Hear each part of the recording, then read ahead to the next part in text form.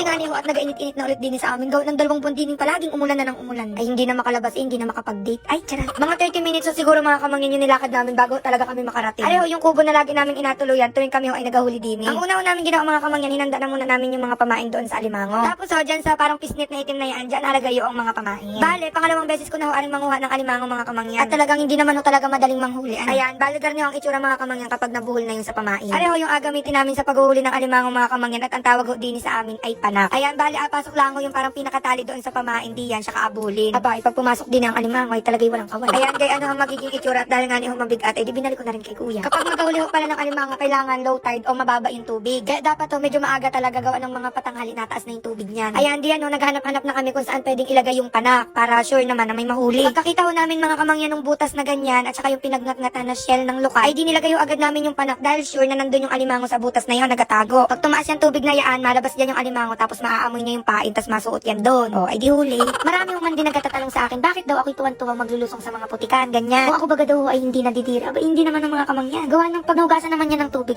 mawala din naman yung putik ay. So ayun na nga yung mga kamangyan, nilagay na namin sa mga gilid-gilid o kaya ay dun sa alam namin na madadaanan ng alimango. Medyo natagalan no pala kami mga kamangyan, gawang kailangan no namin mag-ingat sa paglalakad. Gawa ng dun sa ilalim ng inalakaran namin may mga kahoy-kahoy, ganyan. At gurping lalim ho ng putik mga kamangyan, buti na lang ho at nakatapa kami. Dahil kung suot-suot namin yung tsinelas ay naku panigurado iwan dyan sa ilalim. At ayun nga yung mga kamangyan, may nakasalubong pa kami at sobrang daming huling isda. Aba, ay pwede bagang makibahagi diyan kahit kaunti. At bandang alas 10 na ho kami natapos sa paglalagay ng mga panak. Ilang oras pa ho yung ahintay namin kaya kami ay magpahinga-pahinga muna at mapagod din ay. Bandang alas 3 na ho ng hapon nung medyo bumaba-baba yung tubig. Kaya kami ay pumunta na agad para tingnan yung mga panak at makita kung may mga huling alimango. Ay sa una ho mga kamangyan, aba ay mga wala kaming huli, ay baling magdabog. Talagang paswertehan na lang ang dinudi ni mga kamangyan ay hindi mo naman mapipilit yung alimango na pumunta doon sa panak. Ay kung pwede lang ho pakausapan yung mga alimango na yan na pumunta mismo doon sa panak para kami ay may pang-ulam. Aba ay kanina ko pa nagawa. Ayan, bali ganyan ho ang itsura ng mga alimango kapag andun sa loob. At nakakatawa nga ni din ng mga kamangyan gawa na ang dami naming nahuli tapos ang lalaki pa ng iba yun. Kaya hindi na rin ako nagataka mga kamangyan kung bakit gurping mahal din ang mga alimango, ganyan. Dahil sobrang hirap naman talagang hulihin. Hindi ho biro yung pagod, yung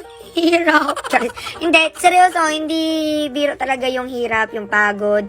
Yung oras na inagugol para lang ang makahuli ng mga ganyan. Yung iba no choice, kailangan talaga nilang gawin. Kaya yung iba diyan, swerte kayo kung hindi nyo na kailangan gawin yung mga ganitong klaseng bagay.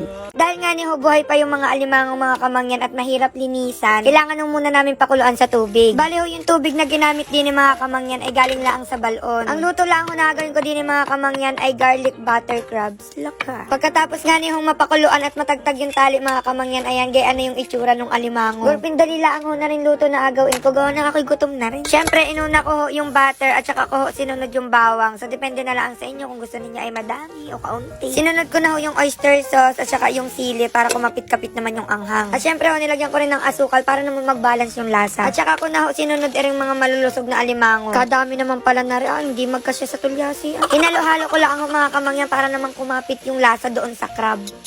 At saka sinunod ko na rin ho yung Sprite. Sprite, baka naman. Ayan, nilagyan ko na rin ho ng bitchin, asin, paminta, at kung ano pang gusto ninyo. Ayan, hintayin ko na lang ho aring maluto. So, alagyan ko ng takip na hindi naman kasya. At ayun na nga niyo mga kamangyan, after ilang minuto lang ay abay, naluto na ang ating alimango. Ay pag binuksan ko huyaan mga kamangyan, ay diyan man din ang itsura yun. Kasarap. At dahil gutom na nga niyo ako mga kamangyan, ay datikman ko na ho ano. Di niyo talaga sa probinsya mga kamangyan, ay diskarte ang labanan. Hindi ho kailangan na kumain ng kumain sa labas o bumili ng mga kung ano-ano.